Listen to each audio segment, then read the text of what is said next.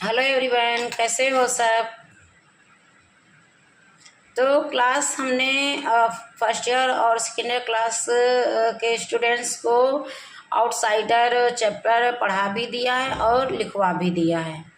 जो बच्चा हमारा यूट्यूब में नया आया है वो हमारे सारे videos Sushila with Hindi with Sushila ma'am search कर ले और उन्हें सारे नोटिफिकेशन हमारे मिल जाएंगे।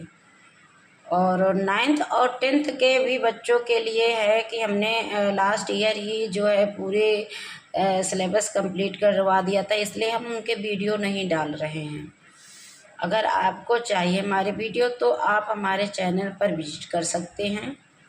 Hindi with Sushila ma'am, 9th वाले बच्चे और 10th वाले बच्चे। अगर कोई चैप्टर किसी भी सब्जेक्ट में छूट गया है तो कमेंट बॉक्स में हमें कमेंट करें और हम पूरी कोशिश करेंगे सिलेबस कंप्लीट का। वैसे हमने 9th और 10th का लास्ट ईयर ही कंप्लीट करवा दिया था, पढ़ाया भी था और लिखाया भी था। तो आप उसी में से लिख भी सकते हैं और याद भी कर सकते हैं। आज हम फर्स्ट ईयर और सेकेंड ईयर क्लास के बच्चों को पढ़ाने जा रहे हैं जयशंकर प्रसाद जी का जीवन परिचय और साहित्य परिचय। जयशंकर प्रसाद का जन्म काशी के एक संपन्न वैश्य परिवार में हुआ था। किस परिवार में? वैश्य परिवार में। कहाँ हुआ था? काशी में। 30 जनवरी सन 1890 ईस्वी में हुआ। 15 नवंबर 1937 को अल्प आयु में ही इनका निधन हो गया था। बहुत ज़्यादा नहीं जिए थे, मात्र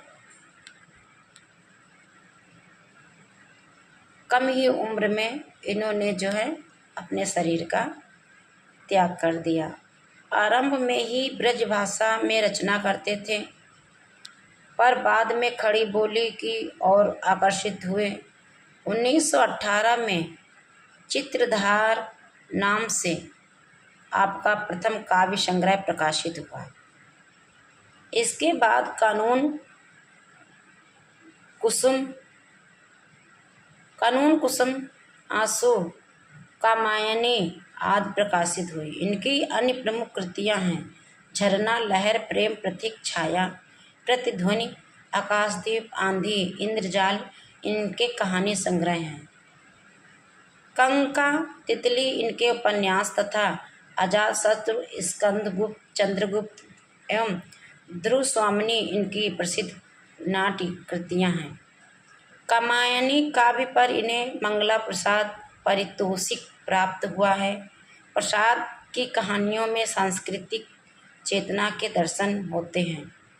निष्कर्ष, इनकी कहानियों में भारतीय संस्कृति एवं राष्ट्रीयता का स्वर गुंजित होता है। इन्होंने जो कहानियाँ लिखी हैं वो संस्कृति के बारे में, हमारे कल्चर के बारे में और देश के राष्ट्रीय हित के बारे में लिखी हैं जयशंकर प्रसाद। इन्होंने गद्य और पद्य दोनों में ही कार्य किया और महारत हासिल की।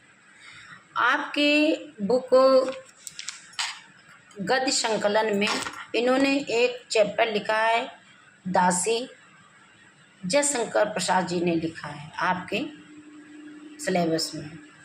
यह खेल किसको दिखा रहे हो बलराज, किसी ने क्वेश्चन किया। कहते हुए फिरोजा ने युवक की कलाई पकड़ ली। युवक की मिट्टी में एक भयानक छुरा चमक रहा था। उसने झुंझलाकर फिरोजा की तरफ देखा। वह खिलखिलाकर हंस पड़ी। फिरोजा युक्ति से अधिक बालिका थी। अल्हड़पन, चंचलता और हंसी से बनी हुई वह तुर्क बाला सब हृदयों के स्नेह के समीप थी।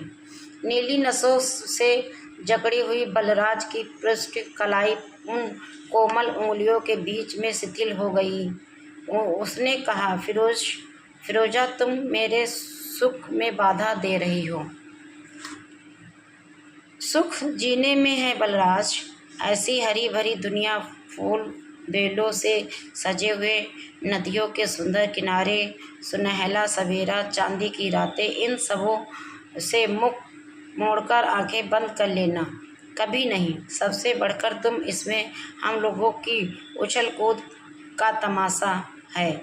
मैं तुम्हें मरने न दूंगी। ये प्रश्न उत्तर आपस में हो रहे हैं। क्यों? यूं ही बेकार मर जाना? वाह, ऐसा नहीं हो सकता। जुनून के किनारे तुर्कों से लड़ते हुए मर जाना दूसरी बात थी। तब मैं तुम्हारी कब्र बनवाती, उस पर फूल चढ़ाती। पर इस गजनी नदी के किनारे अपना छुरा अपने कलेजे में भोंककर मर जाना बचपन भी तो नहीं है। बलराज ने देखा, सुल्तान मसऊद के शिल्प कला प्रेम की गंभीर प्रतिमा गजनी नदी पर एक कमानी वाला पुल अपनी उदास छाया जलधारा पर डाल रहा है। उसने कहा, वहीं तो न जाने क्यों मैं उस दिन नहीं मरा जिस दिन मेरे इतने वीर साथी कटार से लिपटकर इस गजनी की गोद में सोने चले गए। फिरोजा, उन वीर आत्माओं का वह शोचनीय अंत तुम उस अपमान को नहीं समझ सकती। थैंक यू क्लास, आज के लिए बस इतना ही।